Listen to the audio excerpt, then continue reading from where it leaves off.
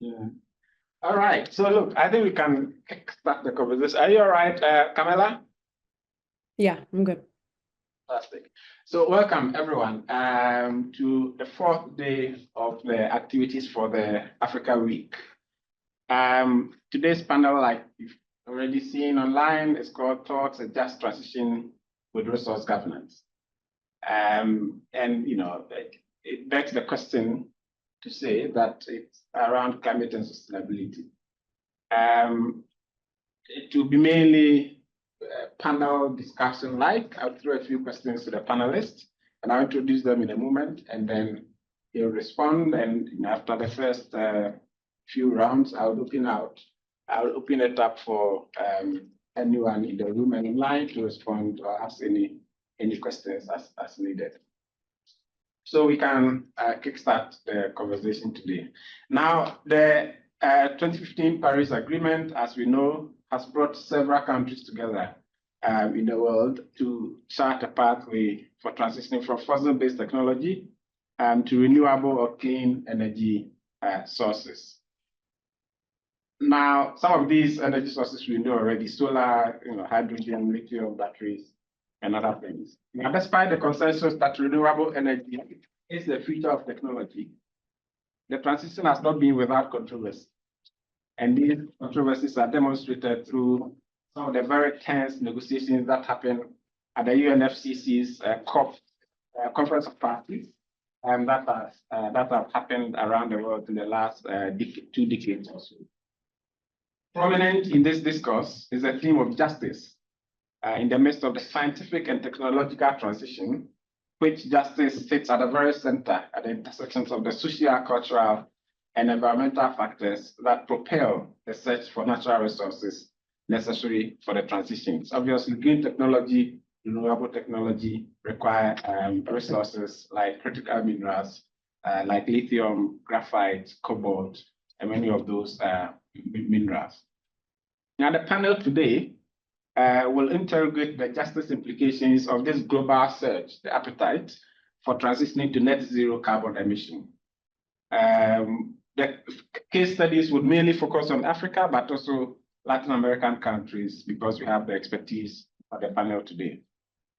Now, to focus on the place of justice in the governance of the transition to net zero, and delve into the security, political, economic, finance, and geopolitical implications within the sphere of climate and sustainability.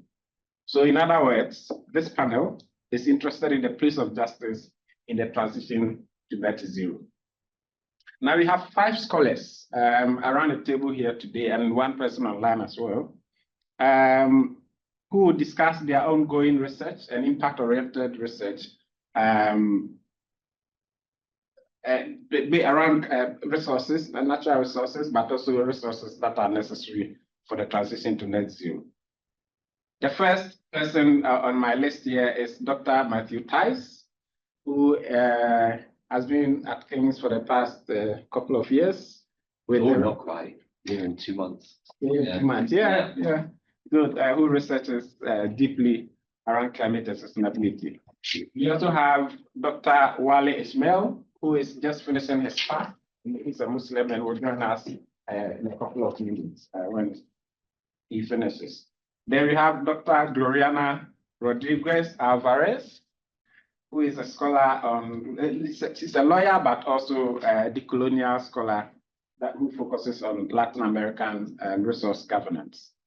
And then we have a PhD candidate, Camila Munyuzangabo, who is online with us here today at the University of Northeastern University, right, in the US. Yes. She focuses on justice specifically, just transition. Now, together, this panel will bring many years of experience delving into the complex issues of regulations, law, finance, geography, political economy, sociology, and environmental governance of climate and sustainability, which are very, very important for today's world of governance of natural resources for the transitions. Now, the expertise we bring together, we'll interrogate, we'll look at, we'll share their perspectives in 3 main in four main areas. First, by looking at coloniality of resource governance for the transitions and how indigeneity is important, but also is determined in the process of energy transitions. We would also look at significance of financing the transitions in Africa especially, but also we'll make references to other areas across the world. We will look at how local voices play a role in the transitions and how the inclusion or exclusion have implications for the inclusion or exclusion has implications for political stability in resource-rich countries. Fourth, we would examine the transition from fossil-based fossil to other renewable energy sources and the political economy implications of these things, but also how that those political economy implications facilitate or inhibit the transition to net zero and the country's ambitions. So that's the purpose for us here today. I will briefly introduce the panelists. So I'm going to read their names, but to tell you a bit more about who they are and what they contribute to the debate today. So we have Dr. Matthew Tice, who is a British Academy postdoctoral fellow and a lecturer in international political economy here at King's College London. Matthew's research sits at the intersection of development studies, comparative politics, and international political economy. His research explores the political economy of state building and economic transformation under conditions of the so-called late development, with a focus on countries in sub-Saharan Africa. Matthew's current British Academy fellowship is looking at the political economy of energy transitions, renewable energy adoption, and green industrialization in Ghana and Kenya. Now, Matthew also has a new role, which is going to propel him into higher grants. I don't know whether that's public already, whether I can mention that. Yeah.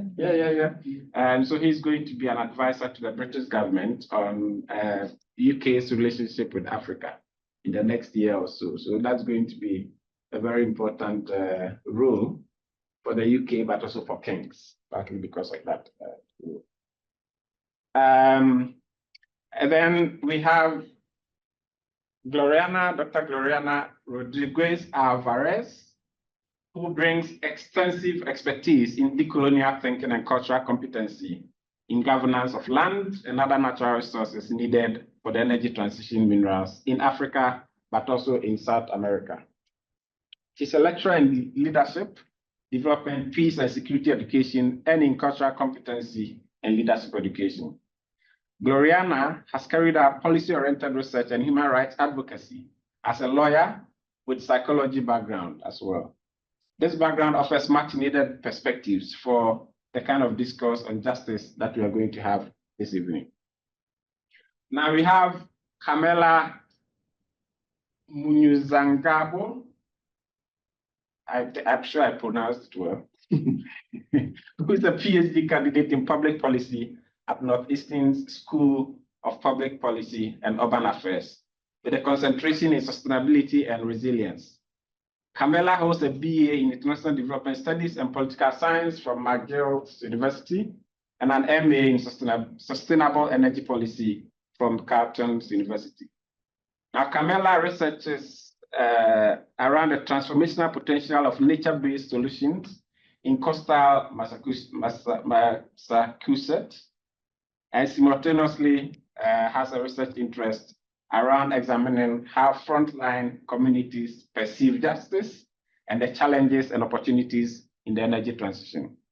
Secondly, she looks at the potential for international finance to support local and international, but also national priorities. And then third, the role of country ownership in climate finance, specifically as it pertains to African countries. Wale isn't here yet, so I'll leave her out, but just keep in mind that he will join us at some point, and then we can delve into some of his own perspectives. Now, my name is Clement Sefanyako. I'm a lecturer in security development and leadership in Africa here at King's College London. So let's get the conversation going. Is everyone happy online and here in person? I don't want to say ask questions. We would have opportunity to ask questions at some point. Now, my first question to you, Matthew, is that your research obviously focuses on the political economy of energy transitions and the green transitions, right? Green industrialization practices in Ghana and Kenya. Now, would you mind telling us what you found as the main facilitators and inhibitors for the green transition or energy transition in your research? So mainly, what do we need to know about what facilitates but also inhibits the transition? A big job to answer, yeah, 3-year British Academy project, but yeah, I've just come to an end of it. I think also Clement might have oversold the degree to which I'm advising the UK government. I'm just going to be spending a year working for the FCDO doing some research on energy transition policy. But anyway, to speak to your point, this British Academy research project looked at Ghana and Kenya, 2 countries that are pursuing really different energy transition pathways. Kenya being kind of Africa's big leading renewable energy player, approaching some days 90% penetration of renewables on its grid. Ghana kind of, yeah, very much the opposite case. We both look at Ghana, but yeah, kind of very minimal penetration of renewables. And so my project was trying to explain why that is. I found for my project a really useful approach came from a professor at LSE, Catherine Hochstetler. She has this kind of political economy of energy transition framework, which kind of talks about 4 different political economies of energy transition. And I've used that to understand the kind of differences and the kind of factors that inhibit and promote renewable energy adoption. And I'll try and give a little bit of a flavor of it here just to speak to that. The first kind of political economy she talks about is climate change, perhaps the most intuitive.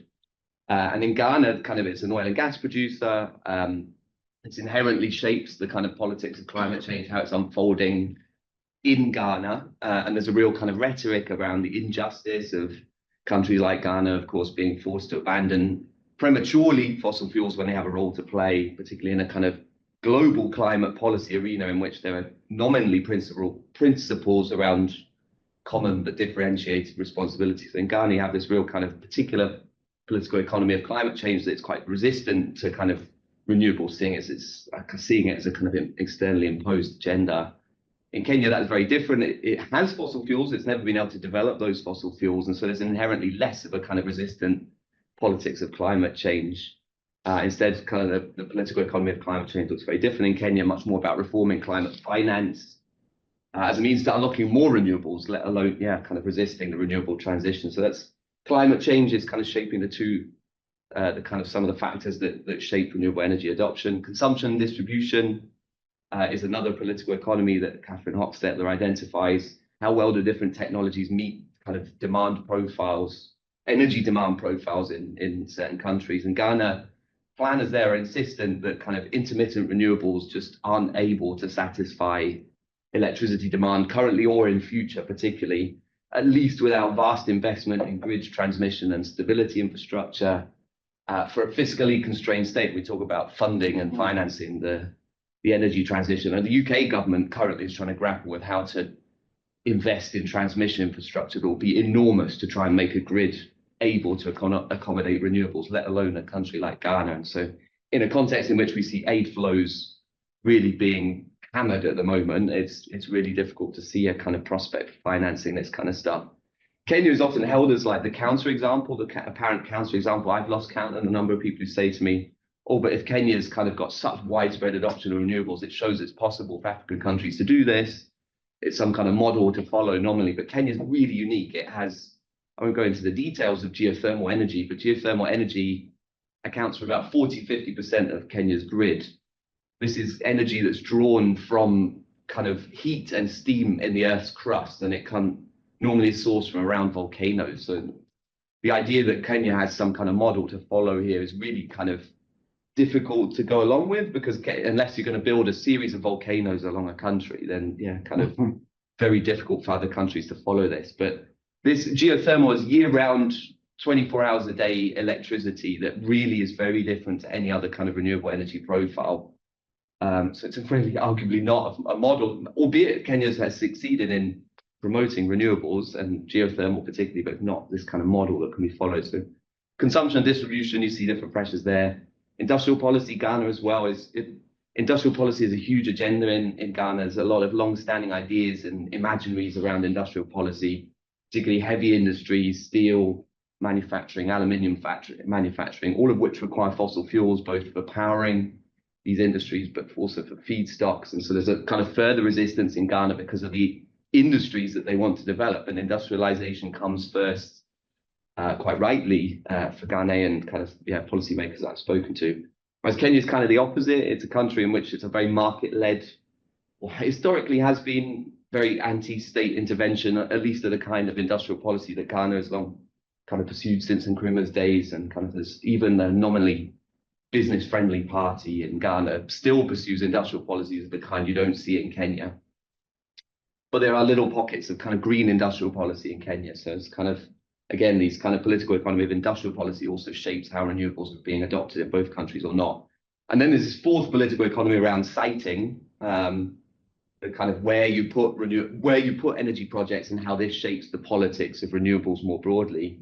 And Ghana, the politics of siting there, that fossil fuels just have advantages relative to renewable energy. Ghana's upstream oil and gas industry is located offshore, so it's kind of a lot of the problems around oil and gas production are kind of pushed out offshore. Downstream, kind of thermal power plants are onshore, but they're relatively less land intensive than renewables. And this is a real genuine kind of explanation that Ghanaian policymakers put forward about why renewables are kind of not suited for a country with extreme land constraints as Ghana, Kenya as well. There have been bitter contestations in Kenya around renewable energy projects. But in some ways also geothermal offers siting preferences. It's so far all the production fields of geothermal have been located in national parks, in forest reserves, relatively uninhabited, and so they're easier to develop. It has a lot of biodiversity impacts, ecological impacts, but in terms of land contestation, not so much. And so there's, it's how these four political economies all interrelate, of climate change, consumption and distribution, industrial policy and siting, and all of the factors that kind of play out across those political economies that I would say has kind of come out from my research, and the framework as a whole stood up quite nicely for explaining these two kind of very different energy transition pathways. Yeah, lovely. I mean, look, I think the partitioning of that political economy factors makes it very interesting, and those case studies from Ghana and Kenya solidifies that understanding. I have two just follow-up questions for you. One is in terms of geothermal technology in Kenya, which obviously you need more volcanoes to be able to do more. My understanding, though, is that now there's some technology to drill deep into the earth to get that, to get to the point where you can have the energy from under the earth.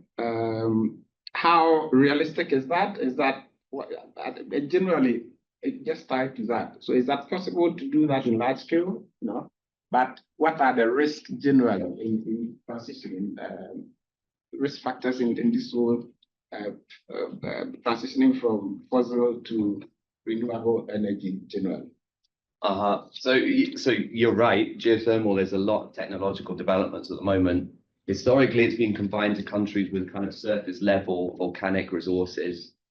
But yeah, this deep drilling, advanced geothermal systems means that you can drill hundreds of meters down. Oil and gas companies are very excited by geothermal because it's a very similar set of technological practices that mean a lot of oil and gas companies are racing into geothermal now. Oil and gas wells can often be repurposed now for geothermal because of some of the technological developments that are going on. So it now is opening up a lot more countries to the promise of geothermal. It's clean, it has reliable baseload power. In terms of the kind of risks, geothermal projects have still come with incredibly contentious elements of displacement, the benefits of geothermal projects not being adequately distributed, particularly to local communities who face all of the externalities of these projects, which can be very damaging, as I say, ecologically, polluting waterways and kind of disrupting wildlife flows. But the Kenyan Geothermal Development Company has actually been a bit of a trendsetter in terms of trying to kind of develop new ways of trying to promote kind of local beneficiation from geothermal. direct use industries. It's been promoting kind of industries, small scale industries that you can kind of use steam for, like horticultural crop cultivation, leather tanning, all this kind of stuff. So it's getting there. Kenya's getting there, perhaps to some degree, in terms of kind of overcoming some of these risks associated with geothermal. Okay, I mean, we can come back to the risk as well, because I think when I moved to you, Gloriana, thanks so much, Martin. I think that's very rich. And Wally, welcome. You weren't here when I introduced, but I'll introduce you before I ask you a question, yeah? Gloriana, you've been researching substantially on decolonial extractivism in South America and global South in general. So how well is the world doing in assessing natural resources, such as the minerals, now geothermal, and many other things? How well are we doing in those access to resources needed for the transition? But specifically, what justice conversations do we need to have to be sure that indigenous communities are not being shortchanged as part of this process? Well, thank you very much for the question, and also for your very generous introduction. I want to clarify, he said I have expertise on this area. I don't know that I would say I have expertise, but I definitely am very fascinated by this topic from both an academic and activist perspective. A lot of my research was specifically among the Aymara people in Bolivia. And just to place things in context, Bolivia has some of the biggest lithium deposits in the world. And in general, it's a very mineral-rich country. And even before it was mineral-rich, it had silver, right? So it has a long history with the extractivism of natural resources. In fact, Eduardo Galeano once said in one of his poems, the Spanish took enough silver out of Potosí, which is an indigenous area in Bolivia, to build a bridge made out of silver from Potosí to Spain. And another one, and they did it in a way that they could have built another bridge back from Spain to Potosí using the bones of the people who were involved in extractive resources. So Bolivia has a long history with foreigners coming in, extracting, or they will use the word looting, natural resources, and indigenous peoples being marginalized, not benefiting in any way, and also having to contend with environmental destruction, right? If you go to Potosí right now, one of the mountains, there has been a great deal of environmental destruction going back centuries. So I'll begin by saying one thing. For indigenous peoples, this whole conversation about climate change, environmentalism, and sustainable development, they'll welcome it with a caveat that they'll say, well, this is actually the West playing catch up with us. Because the idea of sustainable development or living sustainably has been embedded in their way of life, basically, again, going back centuries. In fact, the Aymara will talk about sumahuama, which is a value that they have. And it's this idea of harmonious coexistence, not just with other individuals, but with other living creatures or other sentient beings, right? And they'll say that we are part of the ecosystem. This idea of having this hierarchy where humans are separate and above nature and are entitled to dominate nature. They say, okay, that's something we actually reject. It's a very anthropocentric vision. Their vision is actually one rooted more in Pachamama, which gets translated both into Spanish and into English as Mother Earth, but that's actually a mistranslation because that almost makes it sound like it's not quite a deity. It's this idea that nature is sacred. But Pachamama is not just Mother Nature. It's this idea that we are also part of nature. It's better to look at it as an ecosystem, a living ecosystem of which we are part of. So indigenous peoples have always been in the case of Bolivia, have always been on the front lines, protesting against extractive resources, right? First, when it started with silver and with mining, and now with the more neo-extractivist forms. For many indigenous peoples, talking again about justice, they will link their protest against environmental destruction to even the anti-colonial struggle. Because they'll say, actually, for us, the anti-colonial struggle began as a fight against displacement, against the taking over lands. Today, it's against, you may recognize that we have rights over lands, but then you're coming and you're destroying the lands nonetheless. So there's very much a fear resistance. And to give you just an anecdote, because I think sometimes those that really help, put things in perspective. When I was there doing field work and doing interviews, there was one person, Simon Jampara. He's an Aymara leader, right? And I said, oh, can I interview you on Wednesday? And he said, no, you have to come in, you have to interview me on Monday, because on Tuesday, I'm going to go to one of the marches to protest against, they were constructing this highway. Because they're going to be constructing this highway against pygmies. And I'm going to be protesting that on Tuesday. I know I will be arrested. So on Wednesday, I will be in prison.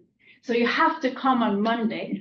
And then he goes, because if not, who knows when I'll get out? Maybe the day later, maybe a year later, maybe a decade later. And he said this so casually that I even said, well, maybe, I almost felt embarrassed. I said, well, maybe have you considered not protesting? And then he goes, no, of course not. My people have been protesting for centuries. For us, it's so embedded. This idea of protesting over the preservation of the land is so now tied to indigenous ancestry in Bolivia, specifically Aymara ancestry, that he even said, in many ways, when we protest, it's a way of binding us with our ancestors who started by protesting against colonialism, but also binding us with those who are to come, with our children, our great-grandchildren, and our children, because protesting, this resistance, is a way we reestablish harmony with Pachamama. So their idea of justice, to answer your question, is very different from Western conceptions of justice, right? And I went there with my law degree, with a background in human rights litigation. And it was actually very fascinating because basically I realized how useless my law degree was and my Western understanding of justice and the importance of understanding not just indigenous episteme, but episteme that's not based on individualism, episteme that's not based on anthropocentrism, and the way that we really have to listen to each other's perspectives, because it's a completely different way of looking at things. And I'll end it there. And with you. Yes.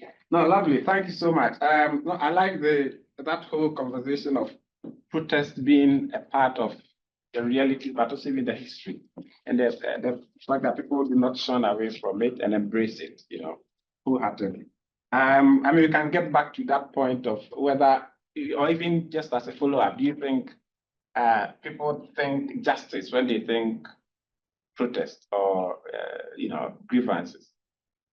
I think they see protest as a means of trying to get a form of justice, right? I think they see justice as an ideal, which hasn't materialized, and protest as a way of trying to grasp that ideal or move us towards a world in which perhaps there may be justice.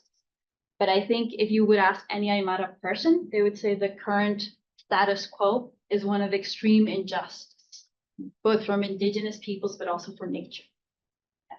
I think that's very helpful. Now, I'll come to you, Wale, because I think, what Gloriana just discussed really fits very well in the question I have for you. But because I haven't introduced you yet, for those who came late, Wale came a bit late because he had to finish his fast as well.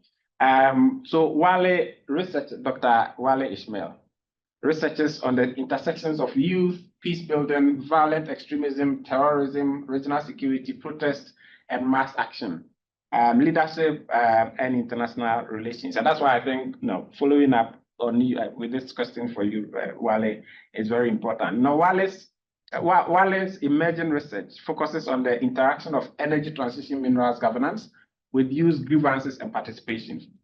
It brings interesting perspectives of young people's conceptualization of justice and implications for youth protest and policy making in Nigeria and the Sahel region. So Wale, I have a question. So you have been doing this research on, youth voices, inclusion, protest in Africa, in the Sahel. So following up on what Gloriana just said in terms of protest and grievances, what opportunities are there for harnessing the potential of young people in the transition, especially in resource-rich communities in Africa? And how does this feed into the conversation of political instability in Africa? Thank you, Clement. And it's good to be here. Sort of like Gloriana trying to combine subsistent research interest with this new area in terms of energy transition. Straight to the question, Clement, the picture is not looking good. Tell The us. picture is not looking good to the extent that we are back to where we were right in the 1990s. Apparently, the lessons of the 1990s in natural resource governance, from the experiences from countries in Manu River Union, Liberia, Sierra Leone, and the likes, lessons have not been learned. And that is what is showing up. That you have externally driven global policy initiatives called policy agenda, or demand for resources fueled by global businesses and production frameworks, having unintended consequences in local communities in Africa. Before this demand, global demand, were to happen, there are subsisting instances of exclusion, marginalization in many of these communities by the very nature of the way colonialism created the Westphalian, imposed the Westphalian state on Africa, and the imperfections of the Westphalian state since independence.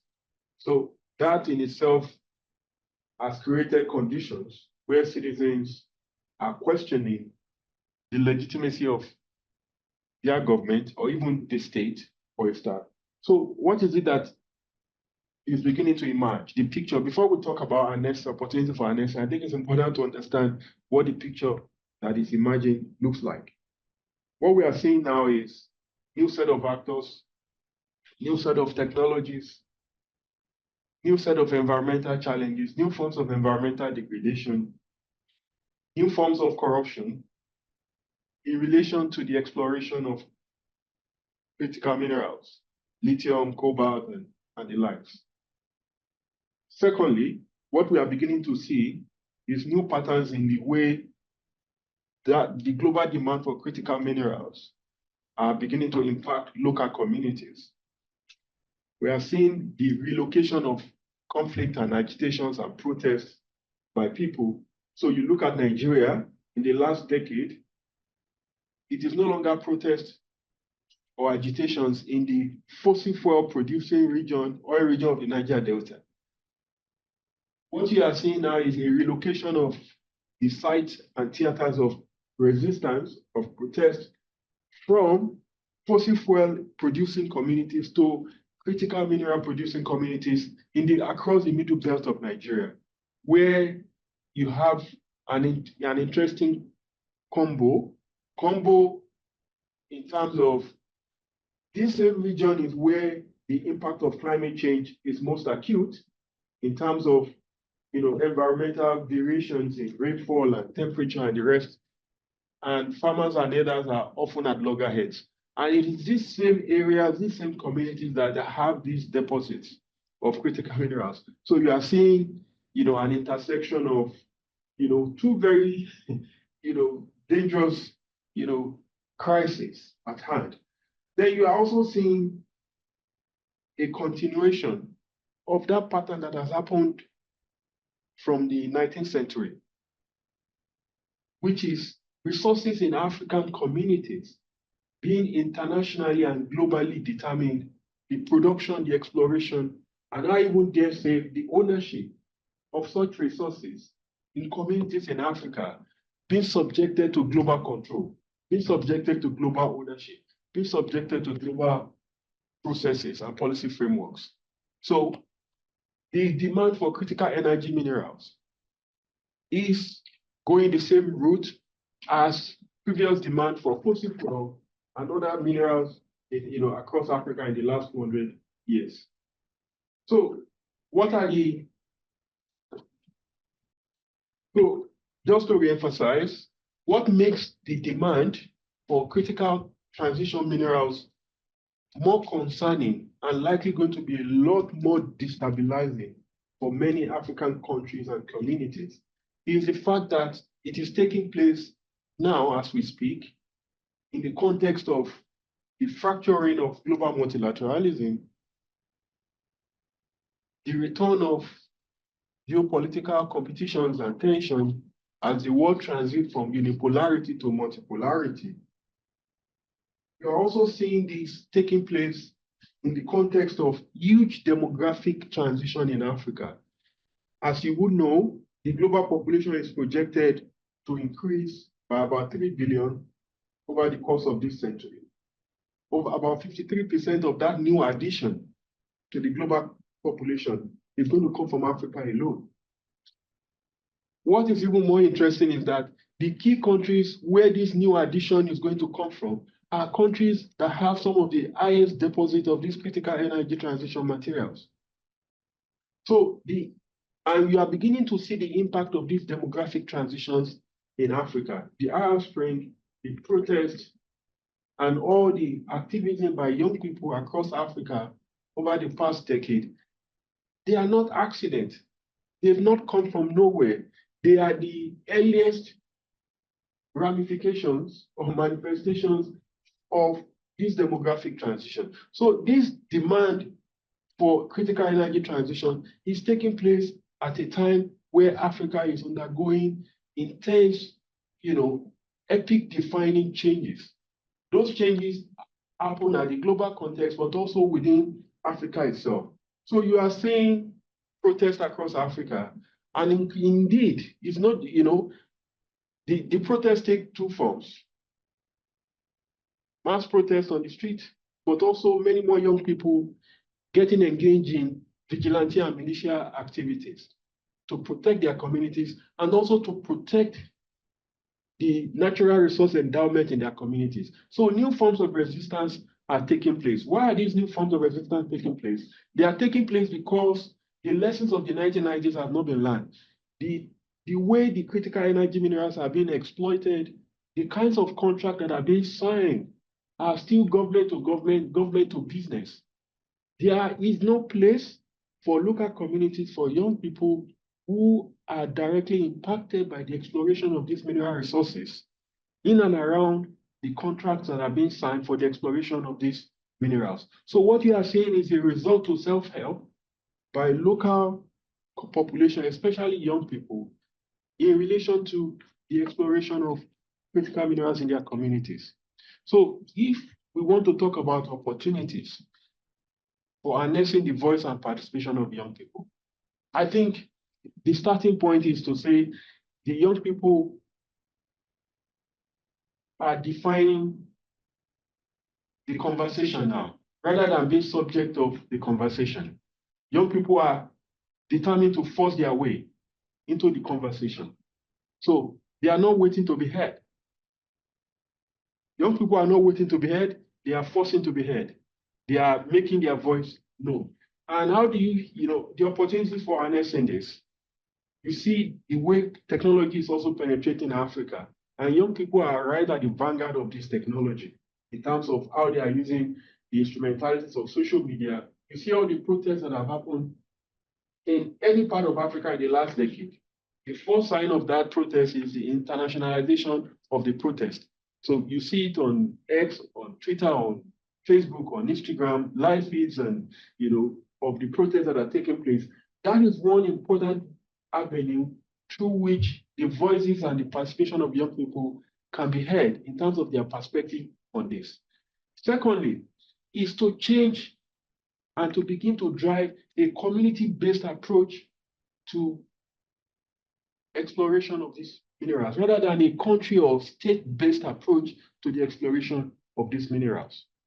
The third key opportunities to harness this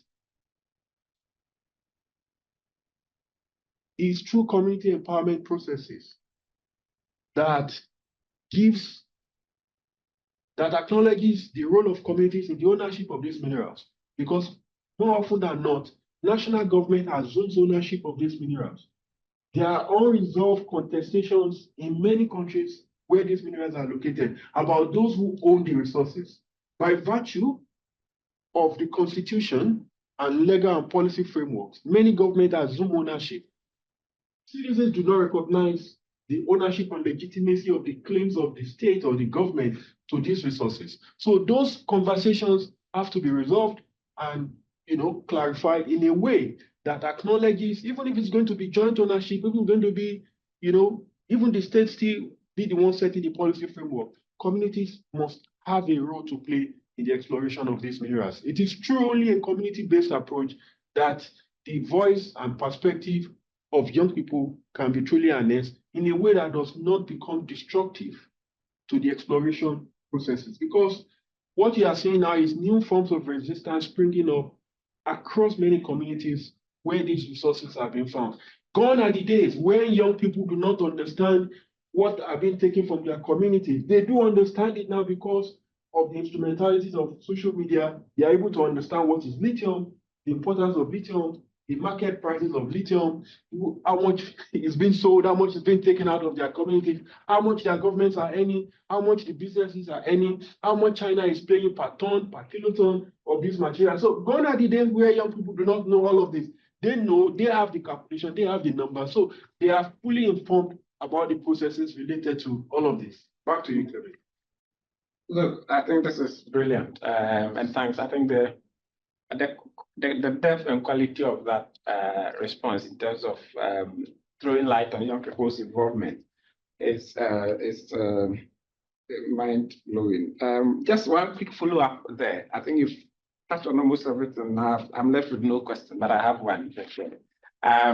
So, I mean, you've spoken about young people's behaviors and responses to the way their resources are governed, and you use some very interesting terminologies of transitioning from, you know, even the legitimacy of the state's control over resources being questioned by young people and all. But my question to you is, who do you think wields the biggest influence on the behavior of young people, or what do you think has the biggest influence? I think it's, you know, it's a disservice to assume that young people are being influenced rather than they are a source of influence themselves. We have to acknowledge the agency of young people.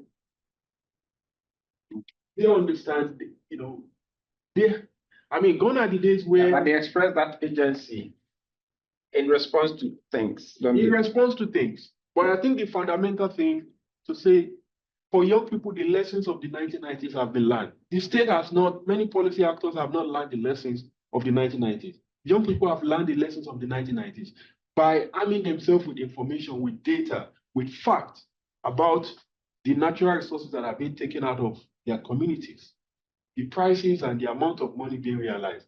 In the 1990s, many young people that took up, you know, advocacy roles and activism lacked the data. Even globally, the global economy was not this open or transparent in terms of people having access to any kind of information. But now they do have access to those information. So if you are talking about who has the greatest influence on young people, I think it's better to turn the question around. Because if we do not turn the question around, we end up falling into the mindset of the 1990s to assume that young people are being used. Because the moment you talk about who is influencing them, the logical thing is to think young people are being subjected to being used or being manipulated. Rather, young people are manipulating the system in a way that favors them. They are gaming the system. They are gaming the production value chain in relation to critical energy resources. And I think what is crucial here is to understand the narratives, the perspective, the conversations young people are having about these resources, in order to understand what are their positions, what kind of visioning do young people have. Young people are not necessarily against the exploration of these mineral resources. Young people are not against energy transition. Young people are not against the move away from fossil fuel to renewables. What young people are against, from my research and what I've been able to pick up, is a situation where the exploration of these resources will leave them behind, will leave them worse off in terms of new forms of environmental degradation that come with the exploration of these natural resources. I will give you instances in the Middle Belt region of Nigeria, in Nasarawa, in Kebbi, in Zamfara and a few other states that have these resources, and where illegal mining of these resources are already taking place by, and I don't want to mention, but we do know people from some briefcase carrying one man, one woman, one person businesses carrying briefcase, you know, from different regions of the world, but also from China and Turkey and these new actors, new explorers on the board. They are already illegal mining, and the illegal mine, what does it do? It destroys the farmland in and around these areas because the earth has to be dug up, and when they are dug up, nobody returns the soil back to its normal. So the places where the egg is dug up in order to access some of these minerals destroys agriculture, destroys local economy, not just in terms of farmland, but also animal husbandry. That is one instance of how the exploration of this can leave the communities and the young people behind.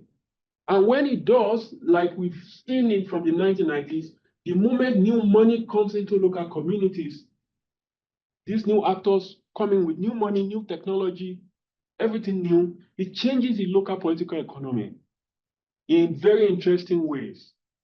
And I can give you instances wherever there is mining, prostitution thrives. Wherever there is mining, drugs thrives. Wherever there is mining, inflow of ammunition. Wherever there is mining, many other things come with it.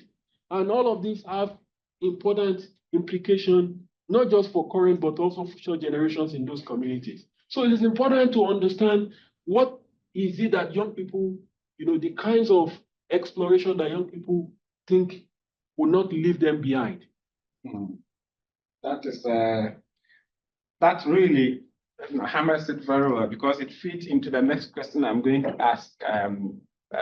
Turning my attention now to Camilla online. Well, thanks so much, Wale. I think that's very rich conversation there. Now, Camilla, I think obviously where there's money, there are problems, right? And so, I mean, you've been researching substantially around financing the transitions, and obviously that includes those who finance critical minerals mining, doesn't it? So how do you see the role of justice in financing the transition in Africa? Or if you want to flip to the other way around, the role of finance in just transitions in Africa? Yeah, no, that's a great question. And I'm really happy to be joining you all today as well. So I've been working at the intersection of basically climate finance and climate justice, and specifically looking at how renewable energy projects and so-called low carbon energy projects are funded in Africa. And I mean, the role of justice is central in financing. And I've been looking at it in two ways. The framing of justice in finance, and then the second part is essentially how finance actually plays out in energy projects. And so first with like the language and the framing, justice is quite central to the dominant narrative of like climate finance, which essentially includes like investments into mitigation and energy projects and actions. And so since 2015, with the signing of the Paris Agreement, climate finance is framed as a response to calls for climate justice. And in this way, it's not supposed to be the same as, let's say, traditional aid, which has often been seen as like a voluntary assistance provided by wealthier nations to less wealthy ones, and like has historically carried like very problematic connotations of like charity and clearly perpetuating power imbalances that don't address the root causes of different socioeconomic vulnerabilities. And so in parallel to that sort of like traditional aid model, climate finance is framed essentially in the Paris Agreement as restitution, which implies a form of a compensation for past wrongs, and then in the context of climate change acknowledges that developed countries, wealthy nations, through their historical emissions, have caused significant harm in quote unquote developing nations. And so the perspective essentially shifts from a focus on aid to a matter of justice and accountability, suggesting that financial flows for climate action transitions are essentially obligations that arise from historical responsibility. So the dominant argument and narrative for climate finance as restitution is rooted in the principles of historical responsibility, of justice, and of equity. Theoretically. And so since, you know, this huge Paris Agreement, people signed in 2015, there has been like a growth in climate finance and in climate finance flows, specifically from wealthy nations in the global north to less wealthy ones in the quote unquote global south, but also like Africa specifically. It is still incredibly insufficient, but like it continues to grow. However, aside from just like the flow of finance and the distribution of finance, which is an important aspect of this, I've been interested in looking at like what energy projects are actually being funded, and the processes of implementing those projects, and specifically looking at like the justice and equity implications of those processes. So I've been looking at projects funded specifically by the World Bank and by the Green Climate Fund over the last couple of years, not years, months, in Kenya and in Senegal. The first part of this has been looking at the proposal documents, the project proposal documents that were approved for funding, essentially, because I think that's the first part of understanding how multilateral development banks or private sectors or nonprofits are framing what the goal of these projects are, and then also are talking about like how, well, the benefits of the projects and the processes of decision making. And from this, there are many ways in which we can think about justice, and many justice tenets. I've mainly been looking at distributional, procedural, and recognitional. And in terms of procedural, essentially this type of justice stream or tenet requires fairness and transparency in decision-making processes involved in these energy projects.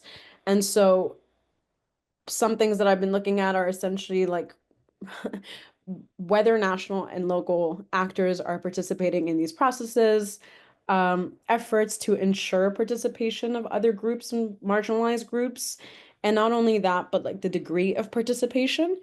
In some of these projects, the extent to the participation is informing or consulting, which is a classic. And then in others, you see an actual effort for co-design, for co-development, for locally led, and for local ownership, which is great. However, again, I think it just shows you that even if this is climate finance, this is supposed to be, justice and equity are supposed to be central. I mean, there are essentially a myriad like examples showing that the status quo or the traditional ways of doing things, where the people with money and the funders are essentially setting the terms of investments and the terms of negotiations. So one issue has definitely been, yes, like procedural justice is a key thing to look at. And the second thing, which I think is central to this particular discussion on critical minerals, is recognitional justice. And so a sort of trying to see if these funders and these multilateral development banks are paying attention or trying to pay attention to the differential vulnerabilities, and whether the energy projects are being targeted or implemented in, let's say, like areas of vulnerability and of marginalization, where energy projects are sited, if that siting is going to lead to land loss, because essentially recognitional justice asks us to address historical injustices. And many African nations and countries have experienced historical exploitation of natural governance, land grabbing, you name it. And so in these projects, there's there are efforts sometimes. However, there's there's a lot of risk and there's a lot of harm and I suppose cases of injustice where you continue to see these patterns of extractivism and of a sort of discounting or yeah, essentially like discounting of like ownership of land.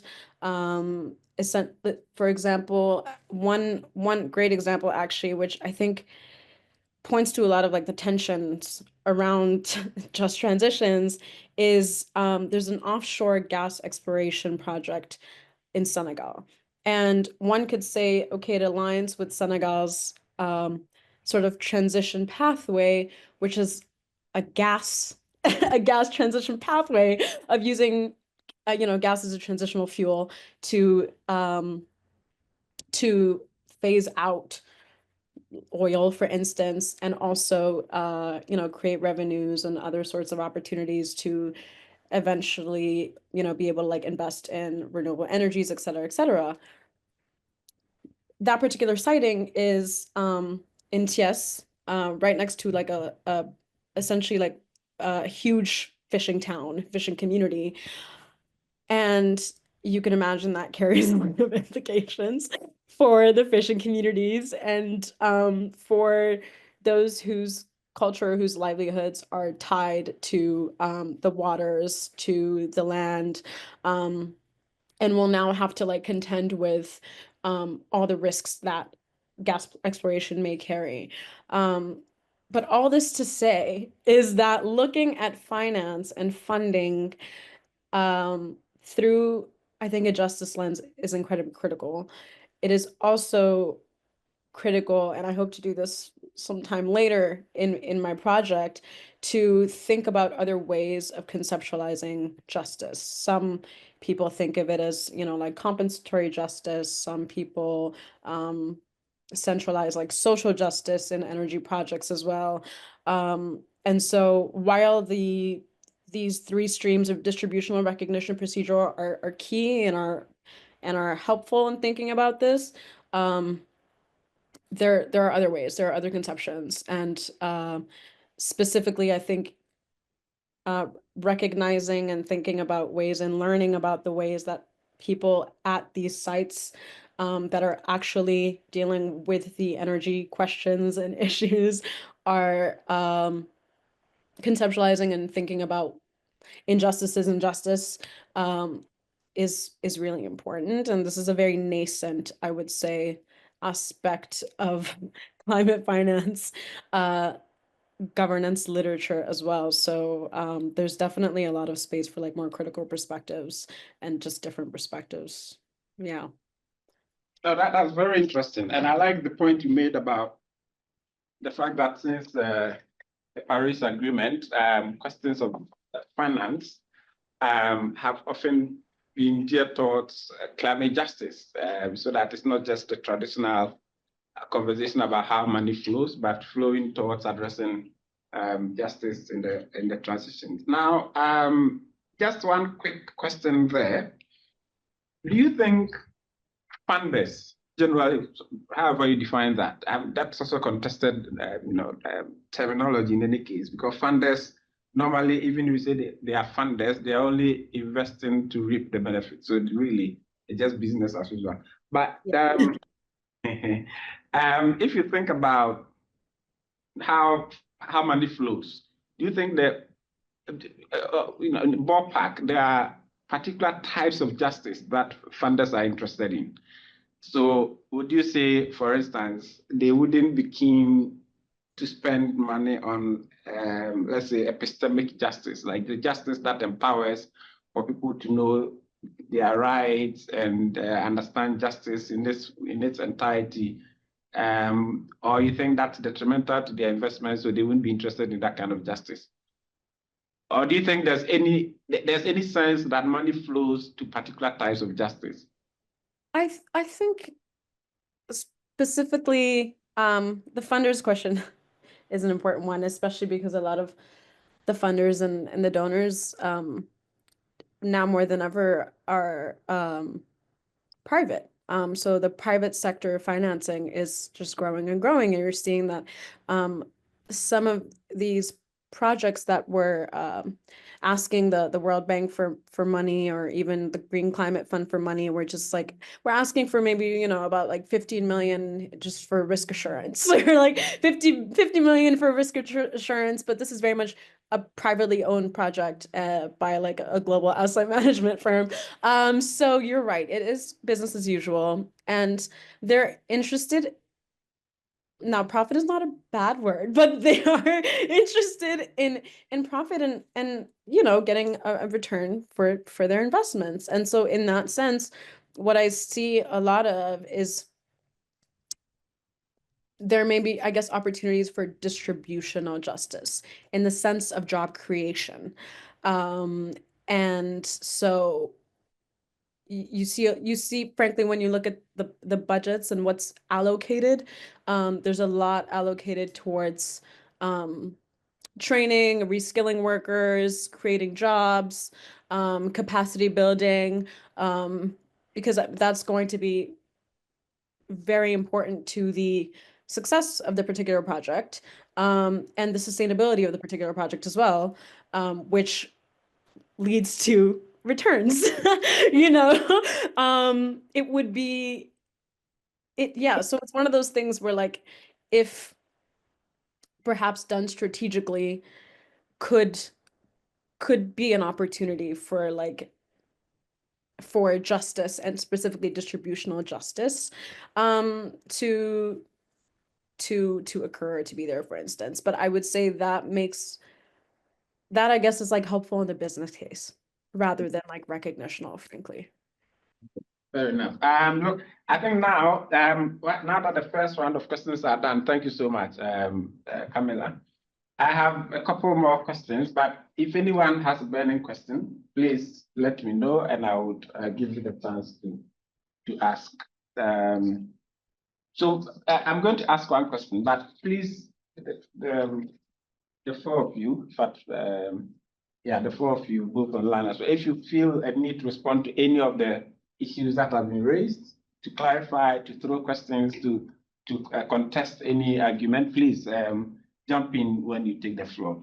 Now, this is a general question. You know, how prepared do you think, you know, are all stakeholders that have been mentioned here? Stakeholders, I'm thinking about government, international community, funders, non-state actors, civil society, community members themselves who are, you know, owners of critical minerals, lands, but anything. So all these stakeholders, right, in the journey to a clean technology, clean world, how prepared are they to addressing questions of justice at the intersections of minerals and resource governance? But, you know, so that's really just for you to reflect on. I think there's some tension in there around profit, but also the need to have a sustainable future.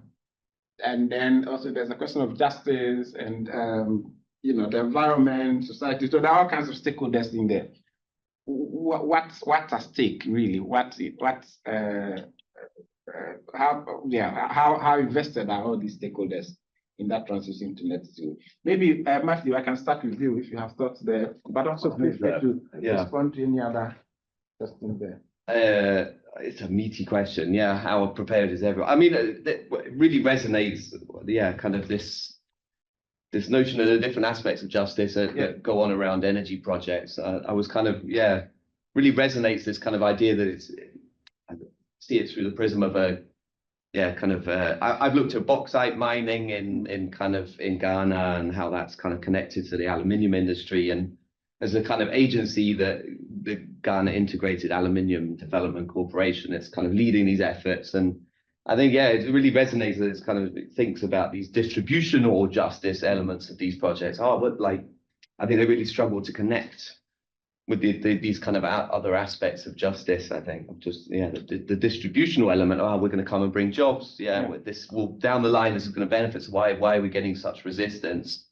It's really fascinating to me that this agency, GEARDEC, is composed of kind of technocrats and industry leaders, and it's this classic kind of, I think, high modernist kind of approach to kind of policy making. They're much better speaking to kind of investors and foreign investors than they are in kind of negotiating the dynamics around energy projects at kind of local levels. And they just go, oh, well, yeah, we're going to kind of bring jobs, we're going to kind of bring investment and some new roads and stuff and all this kind of Yeah, stuff. but why is that? Why do you think there's resistance? Maybe it speaks to some of the issues Wally raised. But so yeah, investors want to invest. They want to bring in jobs. And why would there be resistance across the board?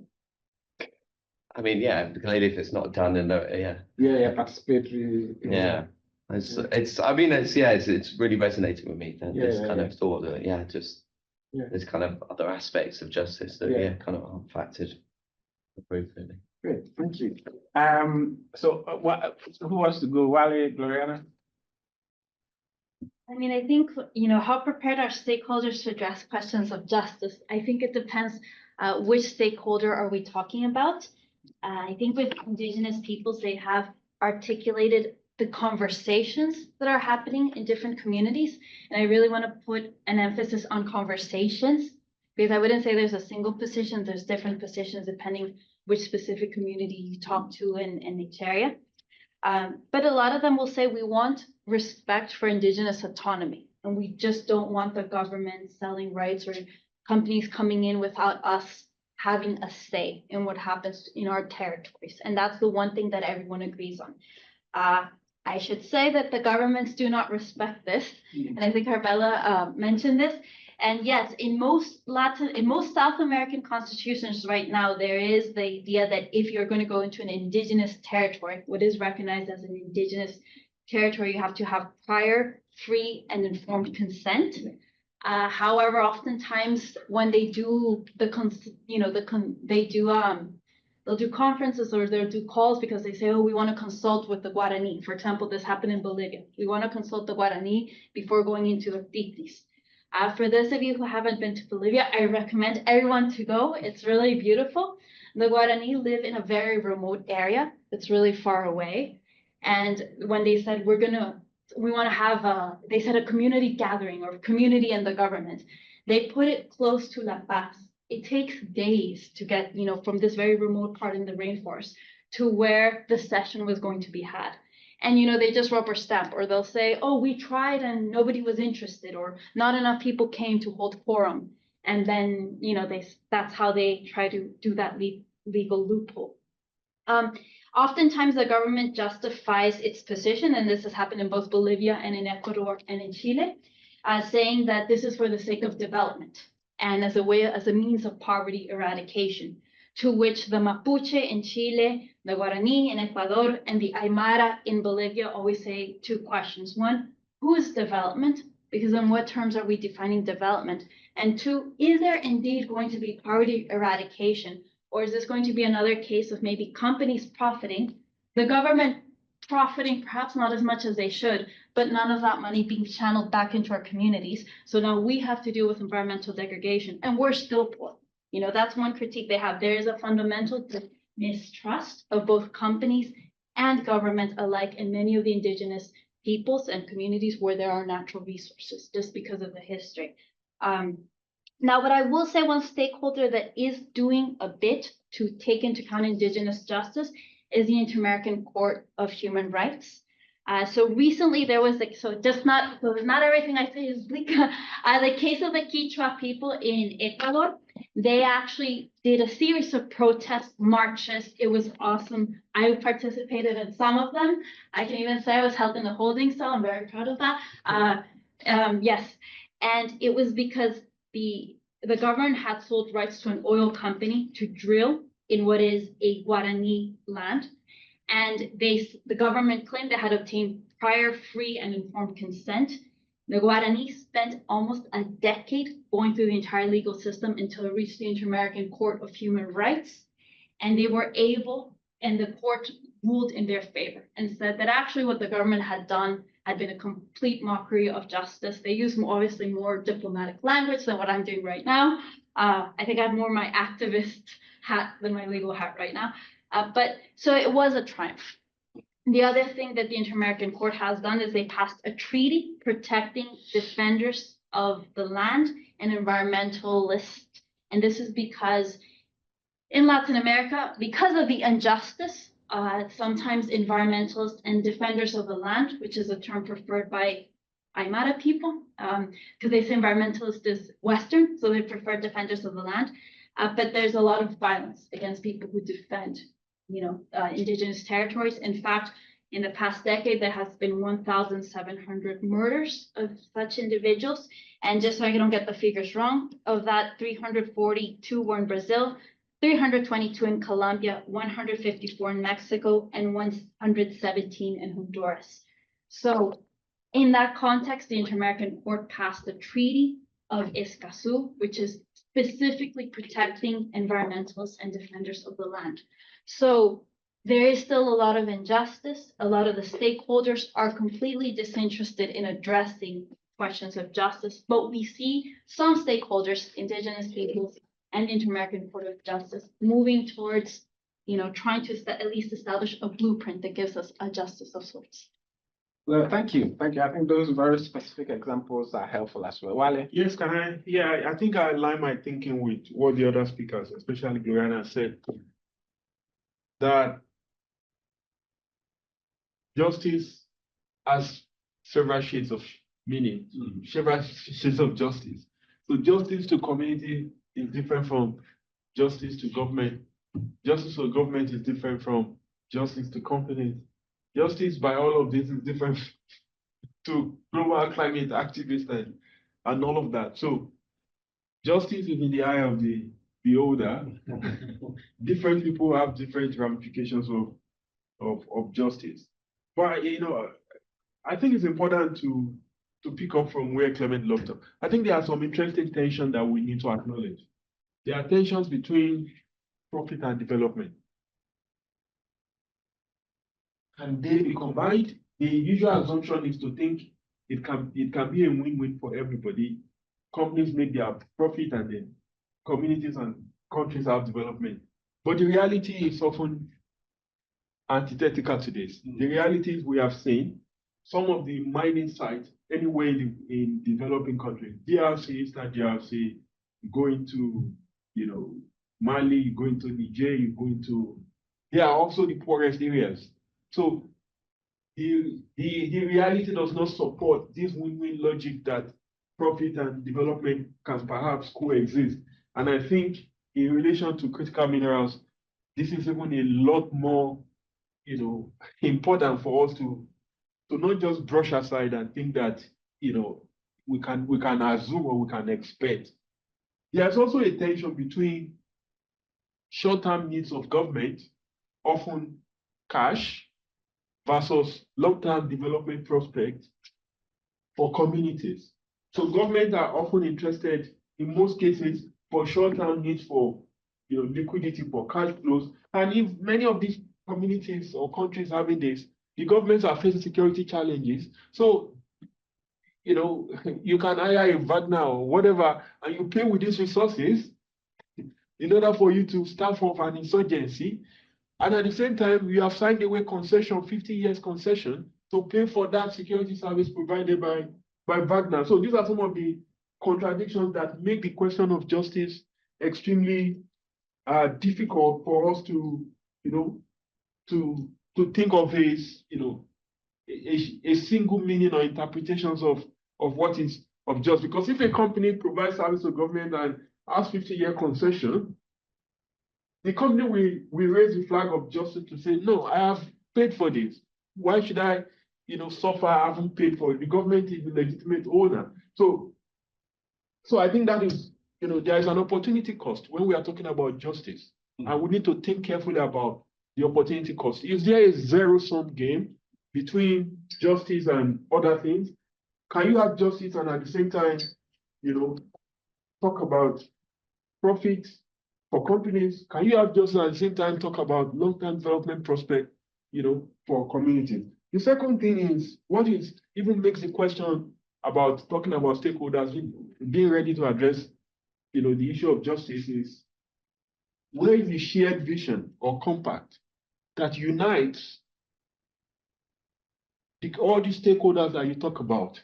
Is there a least common denominator that all these stakeholders agree upon? other than, okay, the world needs to move from, non-renewables to renewables and, all of that. So in the real sense of it, where is that compact that binds, people together? And there are contradictions in the perspective and the positions and the interests of all these different stakeholders that we are talking about, that makes the question of justice, a single logical idea of justice very difficult among these set of stakeholders. So, for example, look at it. Even before critical minerals became an issue in many of these communities or countries, there are contestations between government and the communities. Contestation between government, the private sector, and communities. Contestation between communities and private sector, businesses. In my research on mineral resources, exploration of mineral resources in Sierra Leone, and I'm not talking of gold or diamonds, I'm talking about, iron, steel, and all of these other mineral materials. What happened was the Sierra Leonean state became a mediator between communities and companies. The Sierra Leonean state became a mediator between communities and companies. I mean, it still beats my imagination how the state became a mediator in the relations between having the state assumed to be the owners of the mineral resources and gave concession, and then the community resisted. The state now came to mediate the interface between so all of this contestation further makes some of the whole question of justice. Then the other issue about justice is, can we talk of mineral justice alone in isolation to broader justice issues in those communities? In communities where there is marginalization, there is exclusion, there are all of these anomalies and all of that. Can you address mineral justice or critical energy transition justice in isolation from wider justice ramification? Can you bifurcate? Can you slice out the critical mineral justice and say, okay, this is the only kind of justice? So you can't. So critical mineral justice is always going to be a byproduct of broader justice reform in those communities. So for us to be talking of critical mineral justice in isolation from broader governance issues or justice issues is not going to happen. So in my final submission, justice has to be contextual. What is going to be just or justice in community A is going to be different from what is going to be justice in community B.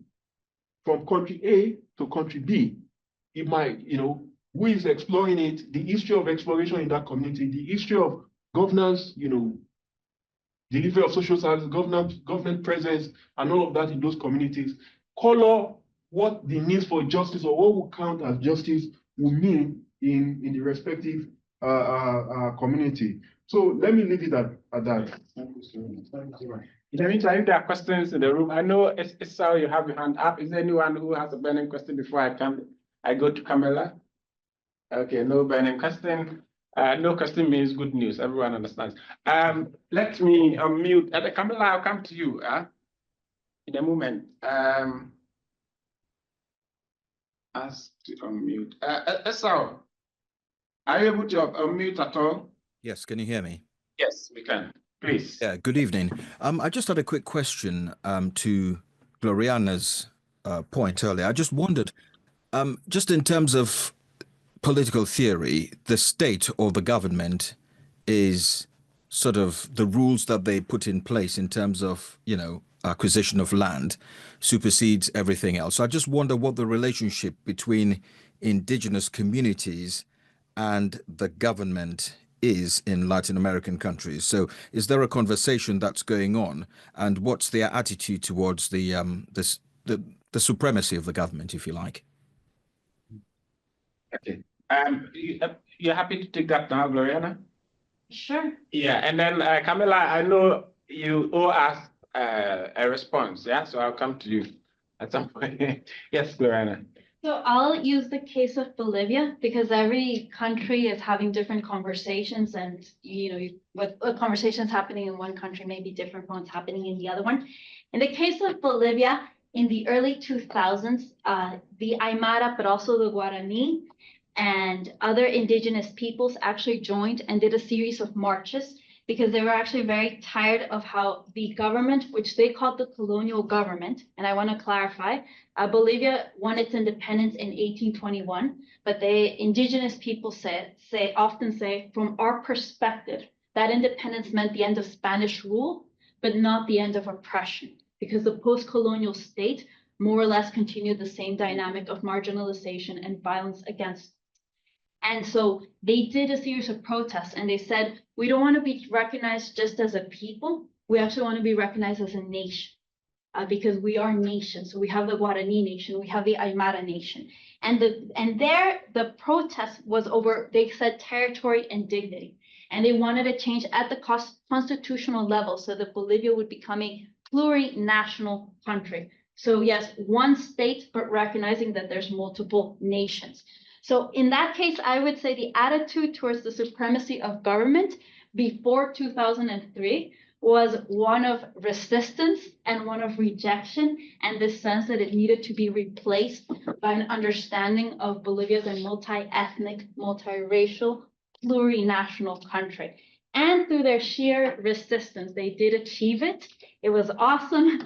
They did 14 marches, and you can go on YouTube and see the videos. Like, even I find it inspired. One of the slogans was, our existence is resistance. And so they did change the constitutional framework. Now, to what extent that constitutional framework is being translated in the day-to-day living, I think that's another question entirely. But it's there. It's no longer just a lofty ideal. It has been enshrined within law. Now the question becomes, how do we implement those laws? Yeah. Thank you so much. I think it's the conversation is becoming rich. I don't know. Did you book the room for 2 hours or 3 hours? Or 3. For 3 hours. Okay. Another session is supposed to be 2 hours anyway. So yeah, just because we want to have time to do the demos. So look, I will begin to wind down and ask the final question and start with you, Camilla. And that's more like a final wrap up. So this fundamental question, which each of you would spend maybe 2-3 minutes, 2 minutes maximum to answer, please. Are there any areas and key themes that require further research or policy or interventions around justice in the transitions? So Camilla, if you are happy to start, we'll start with you and then we come down to Matthew and then we can wrap up. Yeah. Sure, yeah. There are many areas that warrant a lot of investigation. I would say one, and this sort of follows the question that you were asking prior, is the understanding of like different types of justices. And I think that specifically like at local and community levels is quite interesting. I've been looking into Save Lamu, which is a sort of community organization, climate justice movement in Lamu, Kenya, that I think is super sort of central to these questions and has been conceptualizing justice and looking for justice in very concrete ways. For instance, one way was by essentially suing a utility company and also the Kenya's National Environmental Management Authority, and essentially stopping the construction of a coal power plant because they essentially alleged that there was no real meaningful consultation for the project, and also alleging that the project would have major risks for the sea and their lives depend on the sea. So essentially this project cannot move forward. And they ended up winning. And now they are looking for compensation. And similarly, Lamu is also looking for compensation from a Chinese company for this other energy related construction project on the Lapset corridor. So like, I think that these particular instances where there's like actual concrete climate justice action by communities who are concerned with their own livelihoods, with their own conceptions of injustices and justices, with their relationship to land. I think that is quite interesting and important, and would be incredible to like, yeah, I guess add to slash develop this particular aspect of like climate justice and climate finance. Yeah, I guess really points to the fact that like justice is contextual. So I think that would be one really interesting thing to continue to like further research, I suppose. And then the second is all the experimentation that's happening around climate finance. Super exciting stuff.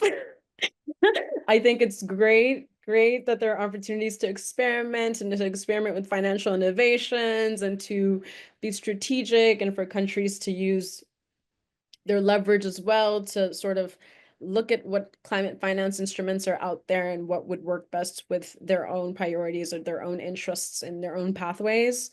Also, some of these could just be, you know, frankly, false solutions. And so I think research around all this experimentation that's occurring, and a critical justice lens around this experimentation that looks at both opportunities and challenges or risks for just continued business as usual financing would also be really cool. So those are my two sort of answers. Thank you so much. Those are all well noted, and we will follow up on that in subsequent conversations. So maybe Wale, you're happy to take us down? Yes, my view is, in order to address the justice issues, it requires a multi-layered approach in terms of, you know, at different levels, what are the key priorities and what are the key, you know, how do those priorities square up? Because sometimes the priorities at the government level can be in opposition to priorities at community level. So government need cash, communities need something different. Communities need development. But what shade of development? Just bringing jobs and hiring 10, 20, 50 locals is not development. I mean, I don't want us to go into the debate around development, but I think the minimum standard is to go back to Amartya Sen's idea of, you know, development as, you know, capabilities. How do you transform the local capability, especially in communities that have, you know, millions of young people? Africa is undergoing demographic transition. The population increases is happening, you know, even the current ones, the ones that are already with us that have been born, you know, they are, you know, not much in terms of services for them, opportunities for them. Not to talk of those that are coming in the next 10, 20, 30 years. So it is important to take a multi-level approach to this. The needs of government is also important. We shouldn't forget about that. But it shouldn't be, the needs of government should not be sacrificed at the, you know, at the expense of the needs of local community. That, I think, is one. Secondly, is the voice and perspective of local communities where these critical energy transition minerals are endowed and are going to be taken or have been taken out. They need to make their way a lot more to global processes, global conversations, global dialogues, you know, global policy frameworks. Their voices must reach, you know, this point. And it's also important, young people have been very active when it comes to climate change, you know, Friday for Futures under, you know, Thunberg and, you know, and the rest and all of that. And I think there has to be, in many of these countries where these critical minerals are, there has to be a known, you know, there has to be an avenue for young people of those countries and those communities to come together to have their own key priorities and agenda in relation to how they want to translate global policy frameworks, global priorities, the translation of those global policy frameworks, what it will mean for them in their local communities. We cannot always assume that the framing is universally framed, and as such, that universal framing is fine, it should be fine with everybody. No, there is a need to reinterpret and adapt and contextualize those global policy frameworks in local communities. So that, I think, is the second key points. Okay, thanks. The final point Yes. is a more conflict sensitive approach to the way these resources are being explored. So far, what is beginning to emerge is careless, reckless, senseless push for these resources at all costs. That informs why even in zones of conflict in Eastern DRC, in north central part of Nigeria, in part of northern Ghana and all of these places where there are active conflicts, those looking for the resources don't care. They still want to go in. And when you go in with money, with cash, with technology, what happens to those environments? So the way in which some of the exploration is ongoing at the moment, they are not conflict sensitive. They are fueling, adding, complicating, making the conflicts protracted. Let me, just give you a very final word on this and the very final of the final. Yeah, final. Is it not a coincidence that many conflicts in Africa have become more protracted in the last decade? It is not a coincidence because of the complications arising from global processes have made their way to impact many of these conflicts a lot more than in the past. No conflict has been resolved in Africa, no major conflict has been resolved in Africa in a long while because of some of these considerations. I'll rest my case there. I think that sinks in very well. Thank you. Gloriana, 2 minutes. 2 minutes? Or Okay. less. I actually am going to read you guys a quote because based on my activism and everything, I think it's best to center an indigenous voice. So this is something Simon Jampara, who I interviewed him before he spent 3 weeks in prison. So I interviewed him on Monday, he protested on Tuesday, he spent the following 3 weeks in prison. I have to check if he's in prison right now. He might be back because he's very much an activist. This is no, I have so much respect for him. So we have for the past 500 centuries been treated as if we are trespassing on what is our ancestral land. So we protest, we take it to the streets because in the streets there is room for our rage and hope. One day, my children will no longer be treated as if they are trespassing. They will not inherit the land because no one should inherit the land. So what I hope is that they inherit my dreams and my rebellion. Thank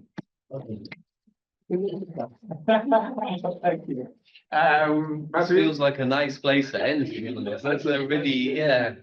All I can do is really echo something like that and echo the thoughts of needing new forms and conceptions of justice. I'm happy to just fully buy into. Yeah.